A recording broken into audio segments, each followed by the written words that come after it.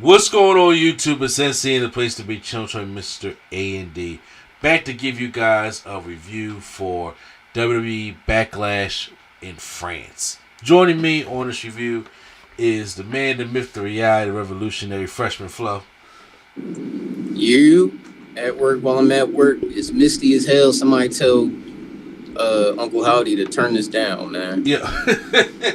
I didn't get a chance to do the new QR code that they had at Backlash. Was anything good?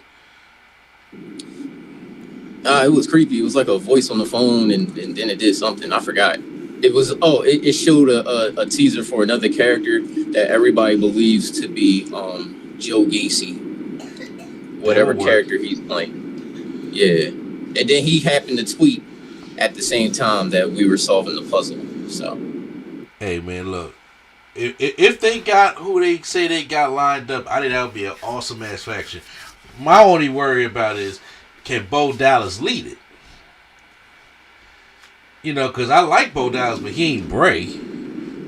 Right. You know, so I'm curious if he can. You know, I'm curious of how they're gonna do this. So, but with that being said, Backlash. They were in France. They were actually in, to make sure I get this thing right here, was it Lloyd, France?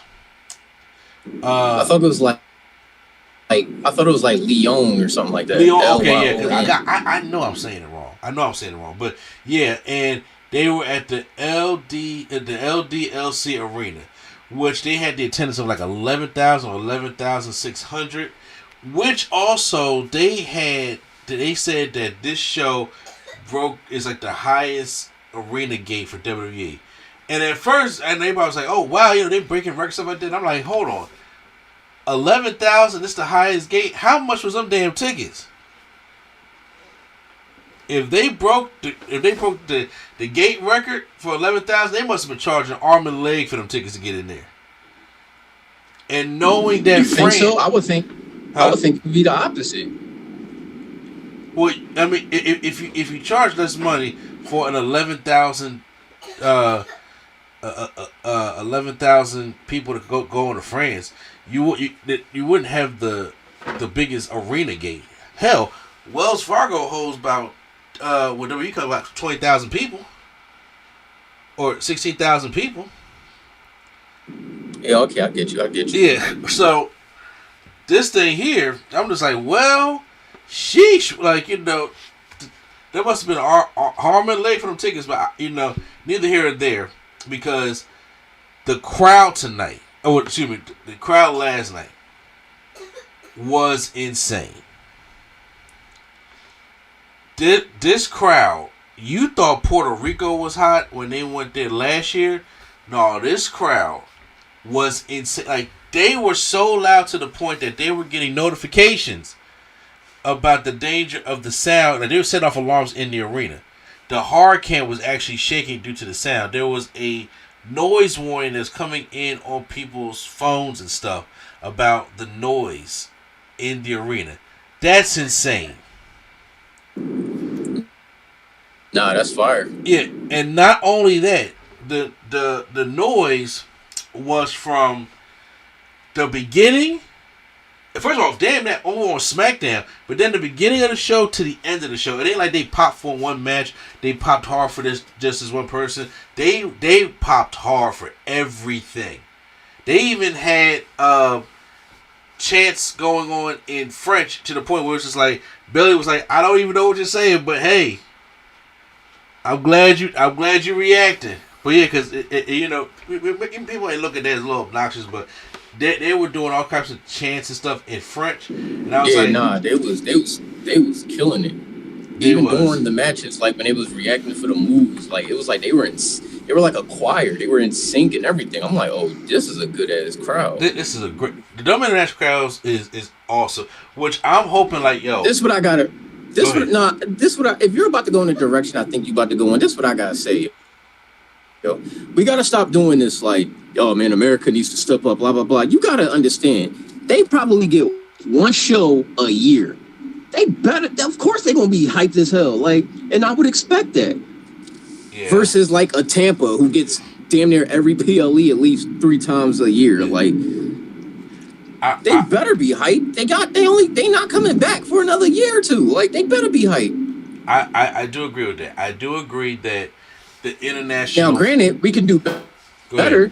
We can do better, but let's not do the comparisons, bro. Like, come on. Yeah, but also in wrestling, crowds make the shows. Like crowds will help up the shows, and yeah, international crowds do have their energy be high because they are thirst for wrestling. They just don't get it as often as we do on on American soil, which I understand. So of course the crowd's going to be hyped for that. But even when they have gone to wherever Clash of the Castle was at a couple years ago, and when they went to Puerto Rico, or when they are doing stuff that is not the norm, or just in the States here, this crowd in France was something different. Even compared to the other international crowds, this crowd was something different. It's like I'll be honest with you. As much as I've seen wrestling and as much as some loud crowds I have been in, I ain't never seen the hard cam shake like that.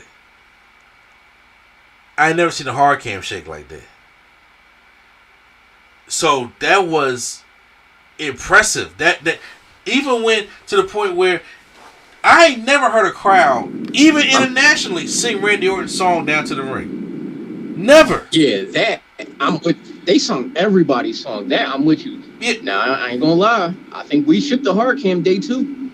I'm pretty sure we did. When Cody won that belt. I think we did. I'm not sure. I could be wrong. But this is not a competition. Go ahead. No. It's cool. I get what you're saying. Like, trust me, I got the love for my city too. But France is killing it, bro. Like shit. It's like in football back when the Legion of Boom was a thing in Seattle, it was like the 12th man was the crowd. The 12th man was the crowd. So I get it. And as the crowd was saying, Triple H wastes no time. 5 matches. This is the Triple H format. If you're not WrestleMania, if you're not Money in the Bank, if you're not SummerSlam, Survivor Series, or Royal Rumble, hell, even I even still think Money in the Bank and Royal Rumble still get 5 matches, even Survivor Series. If you're not WrestleMania or SummerSlam, you're in the 5-match format. That's Triple H's formula. That's what he do. And it gives time for the matches to breathe and all that stuff. And each match got time to tell a story and to absorb all that crowd. And we kick it off with the first matchup is we got Randy Orton and Kevin Owens taking on Solo Sikoa and Tama Tonga, your boy. And yeah, this new Chicago bloodline. This crazy young cats. You know what I mean? So, like we just said, they were hyped for Kevin Owens, and then with Randy Orton coming in, they sung Randy Orton's song word for word coming down to the arena. Even Randy Orton was taken aback about like, whoa. Then Solo and Tama came out, and then they started brawling. Before the bell even started, they just started brawling, and they started fighting around the ring, and everybody's coming about, yo, we got to break something to go back to a regular match. And then it was like one of the wildest openers I've seen. And then Nick Aldis comes out and says, oh, hold on. You're going to be doing all that fighting before y'all get the ring. You know what? He said, I think he said something in French, but he said, like they said, we're going to turn this match to a street fight. Because Kevin Owens, he just started, giving the stunner to officials and stuff like that. But no, he said, we're going to turn this into a street fight. I'm like, thank you. Don't bring it up and have a regular tag match. I'm like, you know what? Let's do it to a street fight. So they start fighting into the crowd. And Randy Orton is facing Solo while Kevin Owens is facing Tama Tonga. And then all of a sudden, Tama Tonga goes and starts beating up Owens, and Solo the same thing, to the point where Randy Orton's looking around. He's like, yo, where is Tama Tonga at? He was looking for him. We couldn't find him. Then, because he was choking Kevin Owens out in the crowd. So when they come out, when he goes into the crowd, he fights off Solo, throws him over. It was funny because Kevin Owens was on the barricade, and he gives Tama Tonga like a frog splash off the barricade. Randy Orton goes in there and teases one, and then he says, nah, and just jumps on down. So, crowd booed a little bit for that. They go and get the weapons. They get trash cans. Randy Orton does his little back suplexes to Tama Tonga on the tables. Then we bring out 2 tables. The fans love the tables. Kevin Owens sets one up on the outside, and then there's one set up in the ring. Kevin Owens puts Tama Tonga on the table on the outside, gives him a frog splash through that table. But then back in the ring, Sol Sikoa gives Randy Orton a Samoa drop through that table. So now Bloodline is back in control, and then they get another table, set it up in the corner. Solo's trying to throw Kevin Owens to that table, but Kevin Owens reverses it and throws Solo into the corner and through that table. And then as he's down, Tama Tonga is takes out Kevin Owens, about to hit him with a chair, but then Randy Orton comes up from behind him. So he tries to swing the chair, but Randy Orton does his, as I call it, the 2K comeback move, where he does the clotheslines, and then he rips you off and hits you with that clap, and hit that power slam, and then he sets him up for the best power slam in the business. Now, it is not, because before it used to be Goldust. Because because Goldust used to do that same snap power slam. But I'm with you on Randy though. I'm with you on Randy. Goldust is getting a little too old. But I'm with you on Randy. Then he gives Tama Tonga RKO. Solo breaks up the pin and he takes Randy Orton to the outside. Now, this looks dumb to a lot of people, which I can agree with. But Solo puts Randy Orton on the announce table, and he's like he's about to go for the Samoan Spike. What does a Samoan Spike on the announce table do for anybody? Nothing. So I was like, well, I guess we had to find a way to get to our RKO on the announce table spot, which we do get RKO to Solo, but the table doesn't break. Meanwhile, in the ring, Owens has 4 chairs. He hits Tama Tonga will eat one chair, and he just opens it out and sets it up. Then he has 2 tables open face in front of each other. He lays Tama Tonga on the chairs. He about to go for a swanton. I figured it was like, okay, he gonna move. He gonna go through. He gonna take the chair spot. Tama Tonga goes up onto the top rope and tries to superplex Kevin Owens. And when Kevin Owens is about to get superplex, he always captures it into a fisherman buster. I said, he's not about to do this. He did the fisherman buster to Tama Tonga through them chairs. That spot was insane. I don't know if you can pay me enough to take that spot. I don't know. And once again, no sir. I think this was Tama Tonga's initiation into WWE. Like, welcome to WWE, pal. We gonna put you through it. As he counts, somebody pulls the ref out.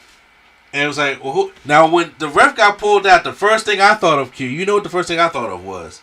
I was like, what you think? It was my man Jacob. Uh-huh. I was like, I see he got the shoulder. I thought so too. I was like, Jacob. Then he looked up. I was like, yo, who the fuck is that? And then he was like, Tagalore. And I was like, wait a minute. The Tongas are here? Like, full Gorillas of Destiny Tongas is here? His brother is here from New Japan. Like, really? We doing this right now? That's what I was saying. Yo, and it threw me off, but it also threw me off when Tama came, and I'm like, wait, they just hired one? They didn't hire both?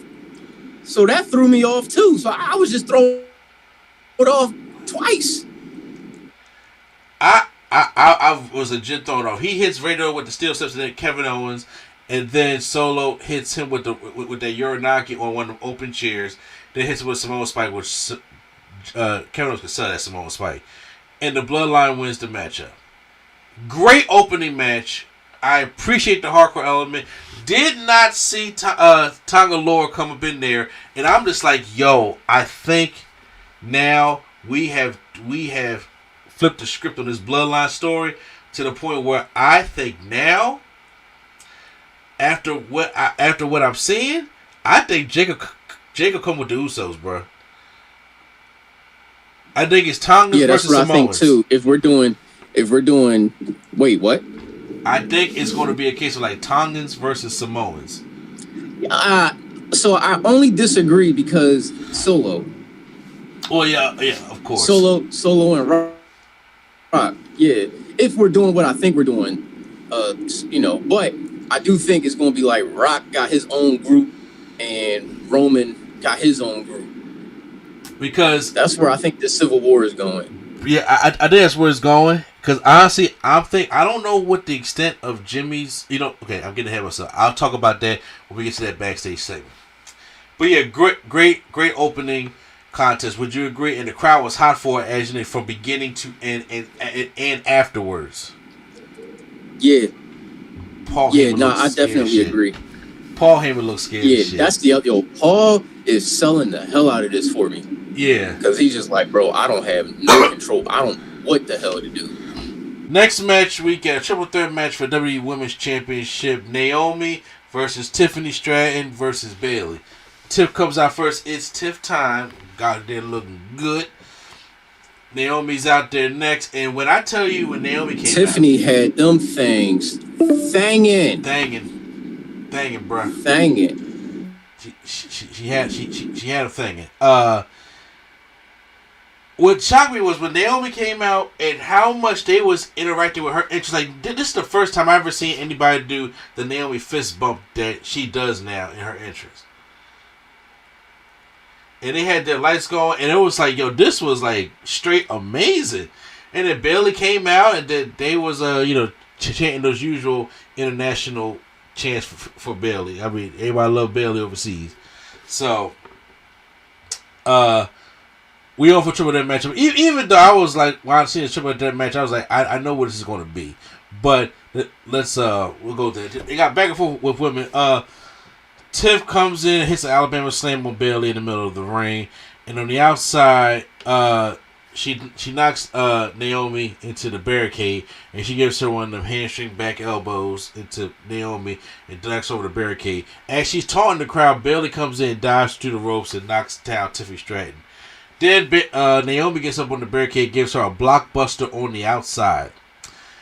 Then she goes and throws Tiffany Stratton back in, hits her with a split-legged moonsault for 2. Later on in the match, Naomi hits a powerbomb into her Feel the Glow submission to Tiffany Stratton, and then Bayley breaks it up with a diving elbow off the top. Then Bayley hits a belly to belly on Tiff, but Tiff kicks out the belly to belly. The Tiff goes for the prettiest moonsault ever, but before she does that, Naomi pulls her out, and then Tiff is on the outside. She goes and gives Naomi her Alabama slam on one announce table, and Bayley another Alabama slam on the other announce table.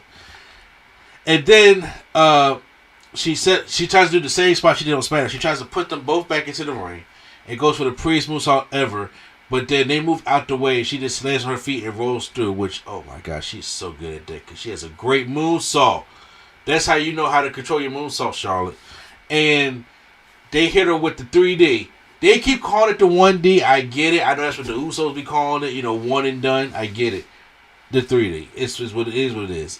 They hit her with that. It's the 3D when you grab the legs. It's the 1D when you at the hip. Oh, God. So they take Tiff out with that.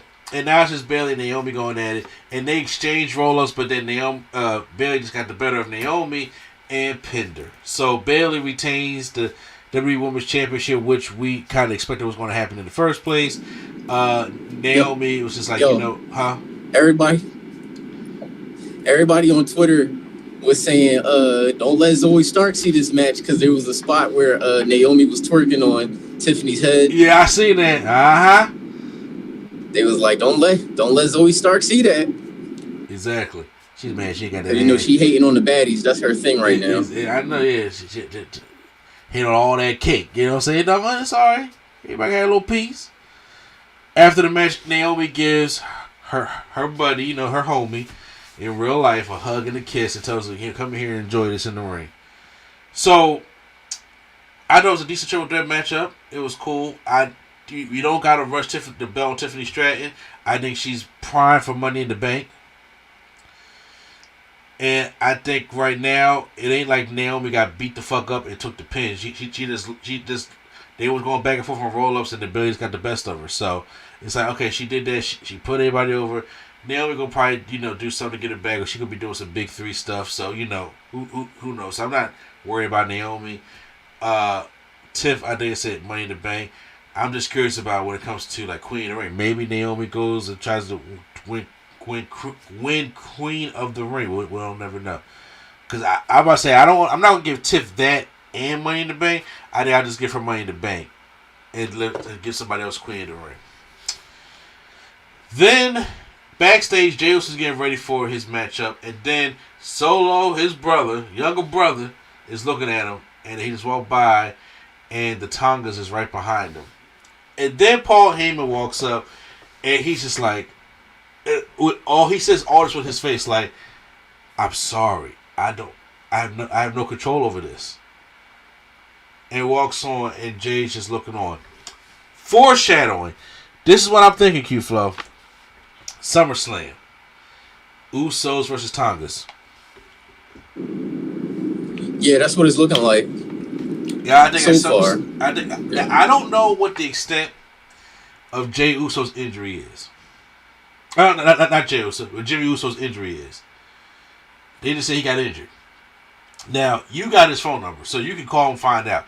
I don't have the knowledge of knowing, what his injury is. But I just said he had an undisclosed injury and he's out. I'm hoping it ain't no serious injury because that'll mess up plans. But the way they foreshadowing, it just looks like that's the plan. And I think that could be a fun match. I think, in my personal opinion, which people may not agree with me, but I don't care if they do, the Usos is way better than the Tongas. Sorry. Wrestling-wise. Yeah, no, that's easy. Yeah, so, but I do think that they can still have a decent enough matchup. And with the way this is going, I'm thinking, because Tagalo just was past my mind. So I'm really thinking now, since he's in the picture, I think Jacob, since Jay may be out of number, I think Jacob may go and team up with, the Usos. And it's like you got your three, that's their three, Jacob and the Usos, taking on Solo and the Tongas, and then you got two heads, Roman for one side and The Rock for the other side. So there go your 4-4 right there. There go your War Games match right there. If The Rock want to do it, to be real. Yeah. So, I said it goes, but yeah, there was nothing but foreshadowing. Next matchup that we have, let me make sure I get this right. Yeah, after the triple threat, next match we have is the WWE World Championship, Jey Uso versus Damian Priest. If you thought Jey Uso's interest was hyped before, nah. When they heard that Uso, and he was in the middle of the crowd. I don't even know if they realized he was in the crowd at first. And then he was just doing his hand motion. It was funny because Corey Graves tried to get back on dude. He said, "I am not Pat McAfee. I'm too old to be getting up on this table and doing a Jey Uso." I would have loved to see Pat McAfee do that, to be honest with you. Hell yeah. But yeah, he was all through the crowd and doing it. And then he came down and it was just a great shot. You just see all these camera phones, and they just doing the whole, the Jey Uso way he was getting the crowd. But that's going to be a thing now too. What? They doing that in America. That's going to be a thing now. Well, you talk about the Jey Uso hand thing? Yeah, but with the flashlights. Oh, with the flashlights. Okay. Yeah, they doing that. That's coming to America. Yeah, no pun intended. Yes, but I definitely see. I can see that coming there. But they was hyped, especially seeing it on social media and how some people blacked out the background. You see Jey Uso in color. That thing looked fire, man. I was like that. Now that's an interest right there. That's an interest. Like Jay knew how to get the people started. Even in Philly at WrestleMania when we was all sitting there cold, he came out and knew how to get the party started. The match sucked, but he knew how to get the party started. But this match did not suck. And next time is Damian Priest. Damian Priest has told the Judgment Day he wants to do this by himself. So before they even got started, Jey Uso just starts, double hand waving to the crowd, and he like yeet. Then he goes to the other side, and like yeet. Then he does it to the backside. Yeah, he might do it one more time to Damian, about to choke slam him. He gets out of it. And then he kind of reverses some of his moves. He goes back in front of him and then does the yeet again. It pisses Damien off. And they go back and forth. And then Jay dives to the outside onto Damien Priest. As he's doing this, JD McDonough comes in. And he attacks Jay. He attacks Jey Uso, and Jey Uso gets hit with a spear by Damian Priest. But Jay kicks out. Jay fights back, and then he hits a Uso splash onto Damian Priest, but Damian Priest kicks out of that. So then we have they do the bouye punches, but no, it's yeet and no yeet now. So when he was punching Damian Priest, it was yeet. Then when he was punching Jey Uso, it was no yeet. So I was like, okay. The Priest gives Jey Uso a Razor's Edge for a 2 count. I've seen a lot of people online, and I understand being old school, and I'm kind of the same way also. They don't like the Razor's Edge being a setup move. And I agree with you on that. You want to hear that? I do agree with that.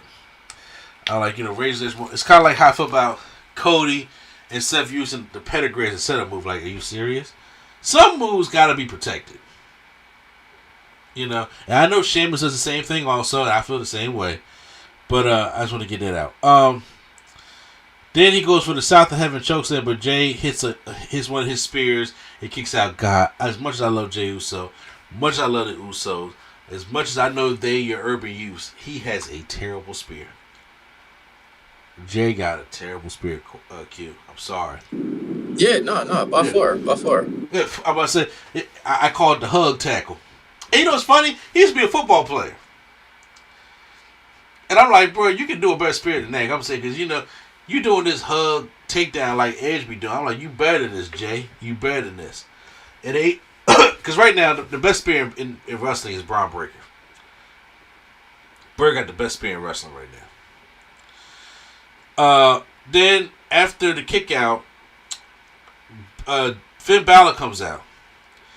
But then as he comes out, Jay spears him, and then which distracts him, and then he gets a South of Heaven chokeslam from Damian Priest, and it was like, oh, damn, it's over because they protected that move. But no, Jay kicks out, and when I said the place goes crazy, the camera is shaking. I'm tapping my table right now so y'all can see my camera shaking. This shit was insane. It was insane. Like I was like, oh my god, Jay got the pop. Like if I didn't know wrestling, and I knew that Damian Priest. If I didn't know Jay Priest won that time at WrestleMania, I would have thought Jay could have won tonight. That's what I would have thought. But I know better. Priest hits 2 discus kicks from in the corner, and when he tries to go for the third one, Jay hits him with a super kick, and then takes him down, and he goes for another Uso splash, and as he's trying to pin him dead to rights, J.D. McDonough puts Damian Priest's foot on the ropes. So then, Jay hits the flying Uso to the outside on JD McDonough, which then causes more of a distraction. And when he gets back in, he gets a South of Heaven.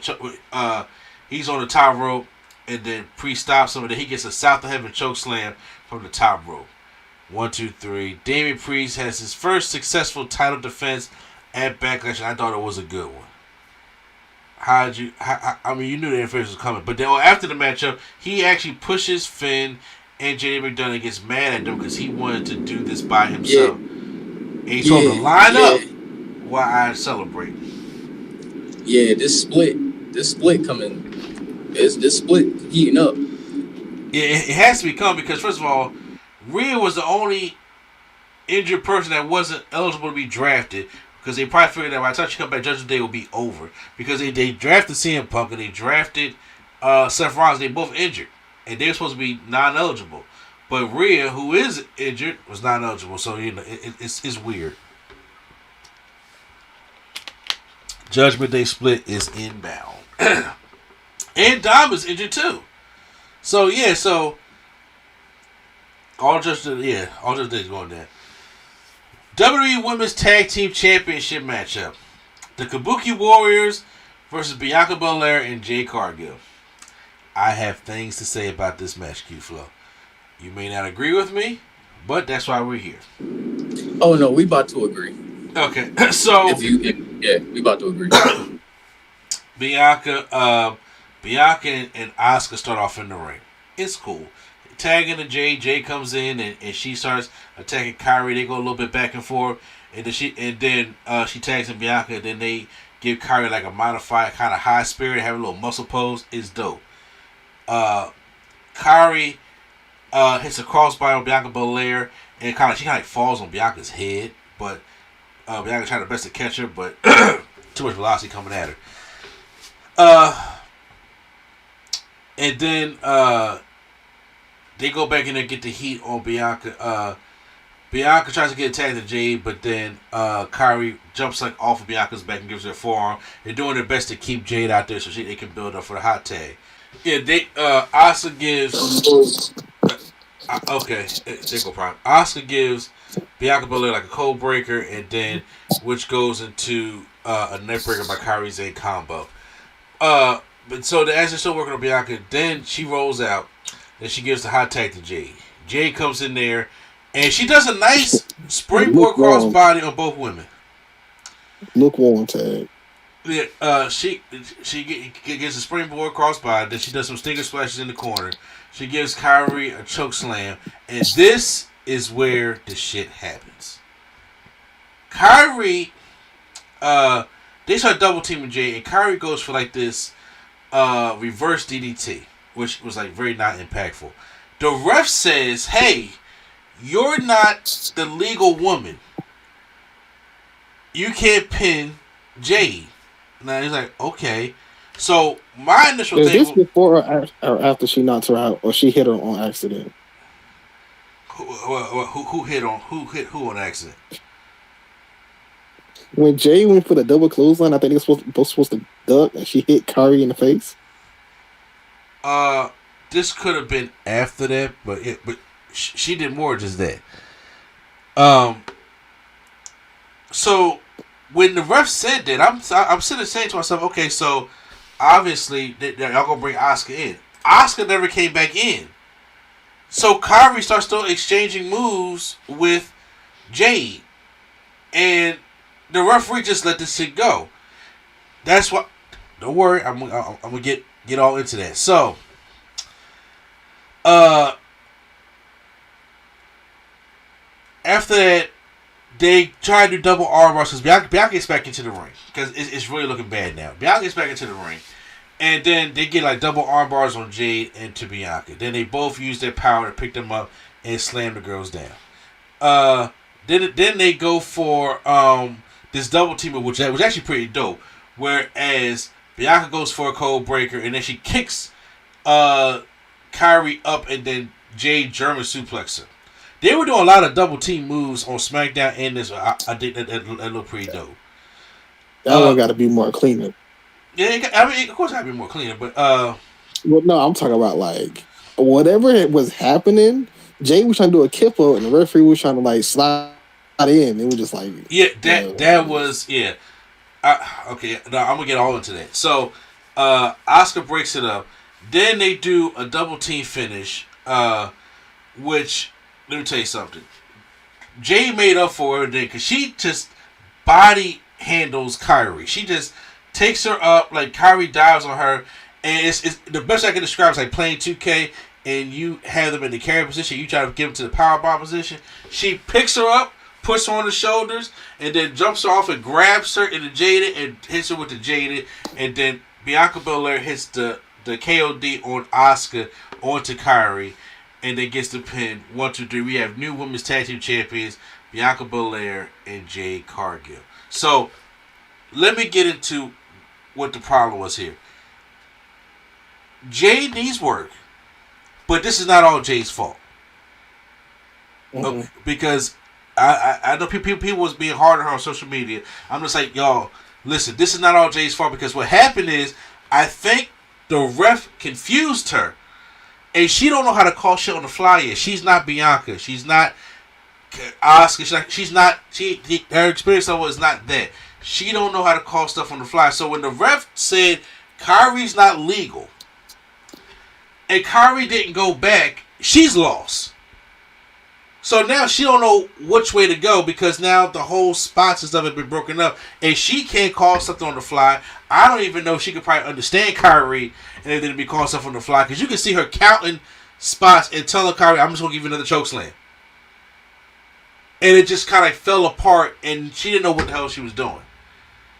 And Bianca had to come in there, and she's like, okay, let me try to bring some stuff back into it there. But she hasn't been on that part where it's like, okay, she's able to improvise when shit don't go the way it's supposed to go.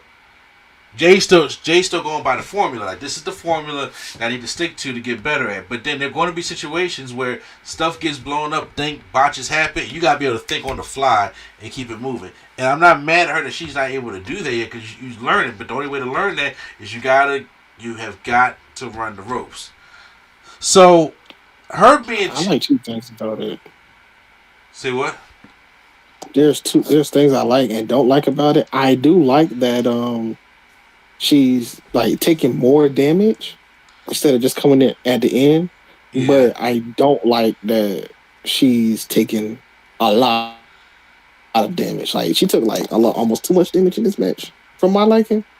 But see, I think needs to happen because she's not. No, I'm not saying it don't need to happen. I'm just saying, like, the way, like, when they did that double team, there was like spinning fisting her and kept doing it. I was like, okay, that's cool. But like them doing like double team moves on her and all that with her coordination, you gotta work on that. But you can't just be in the ring with Kari and Oscar and they doing them double team moves fast paced, and you kind of, if it was anybody else, I probably would say yeah, but Oscar and Kari, they go a different speed, that's all. Yeah, no, I mean, but everything you're saying, I agree with you, because you have to be able to keep up with that. And besides, like, if you're going to be a big powerhouse, right? You like if you're one of those people that's going to be like the big powerhouses, you have to learn how to sell when they're going to do for the double teams, or Oscar's going to really kick the shit out you. And you can't just no sell that shit like Goldberg. You have to sell it, and but right now, I think she was lost. That little section. I mean, she came back in the end. She's very athletic. The girl can go in the ring and do something. Okay, she's not Nicole Bad. She's not China. You know what I'm saying? As much as I love China, she's not China. She's not any people that really couldn't go in the ring or do any kind of work. But right now, she was put into a situation where the match got botched up. And I was like, I don't even know when it came to Kyrie, and the ref fucked all that up. I don't know what the fuck was going on with that. But it threw her off. And she's not to be able to do stuff on the fly just yet. She's going to have to, especially if you're going to work the WWE style, you're going to be powerful, but you're not going to be powerful forever. Even Nia Jax takes bumps now. Yeah.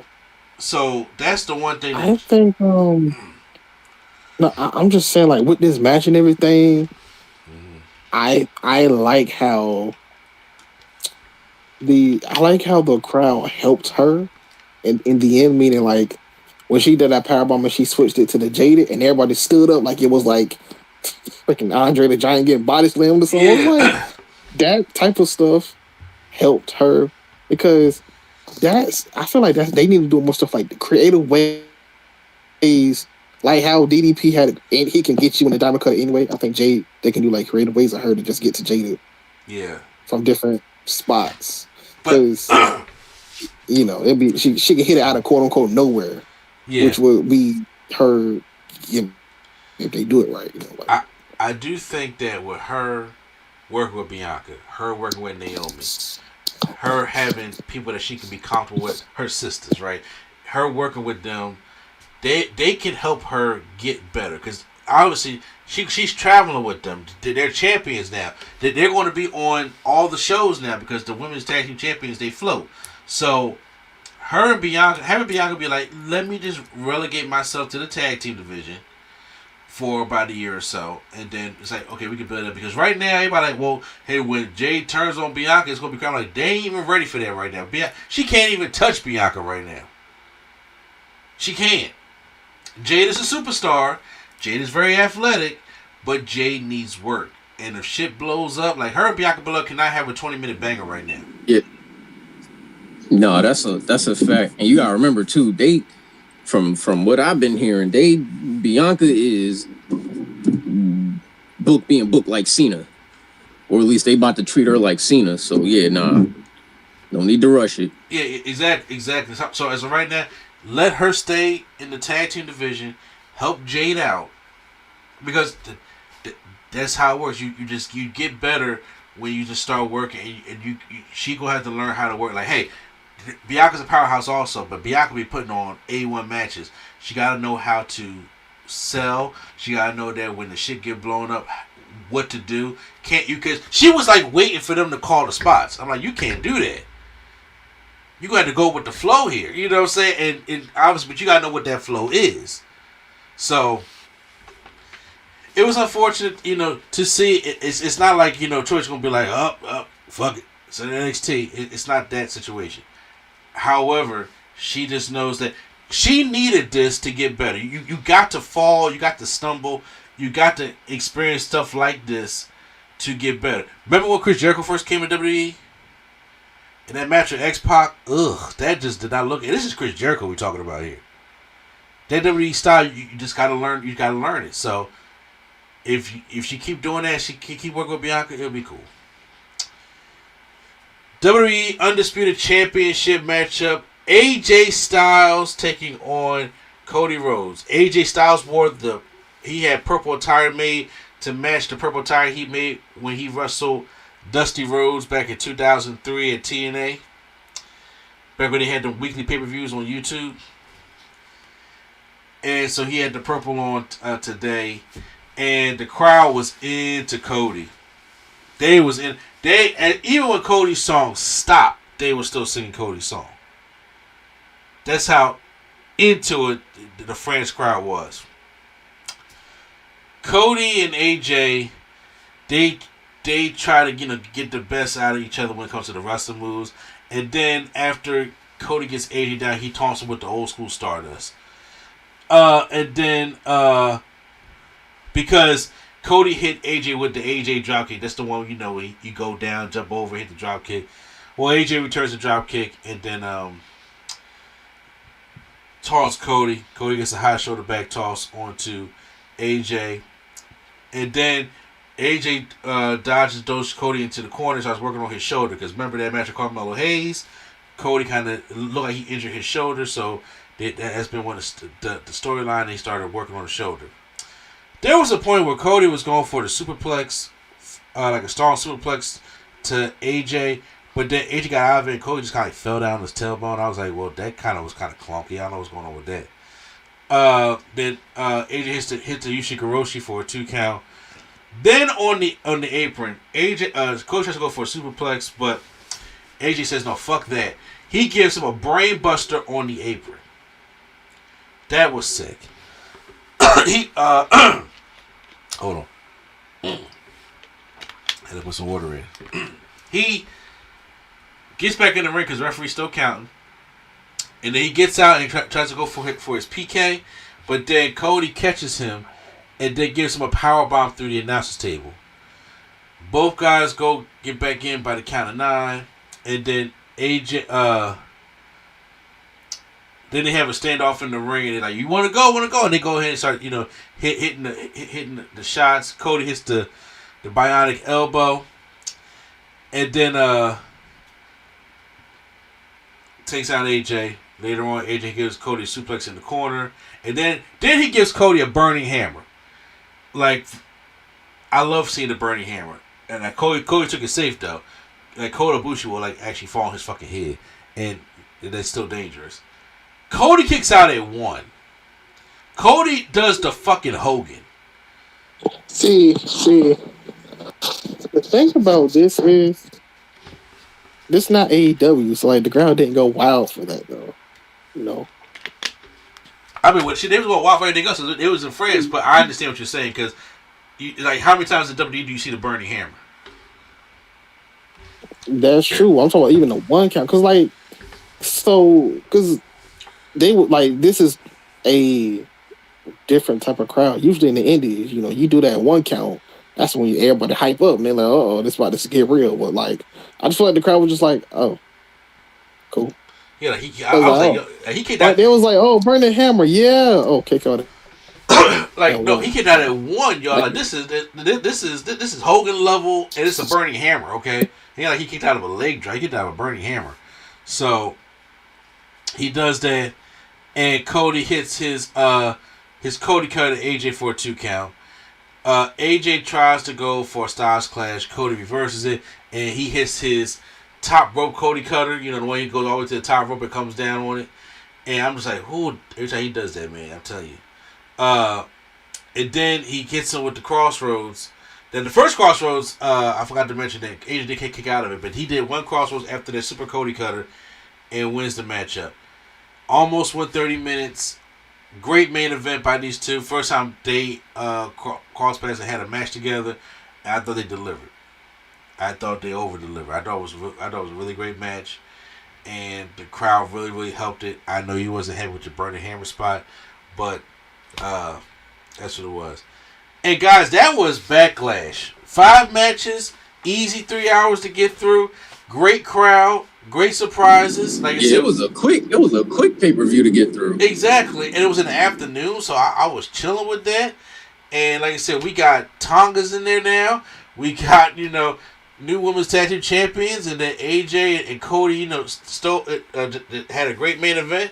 So that's Backlash.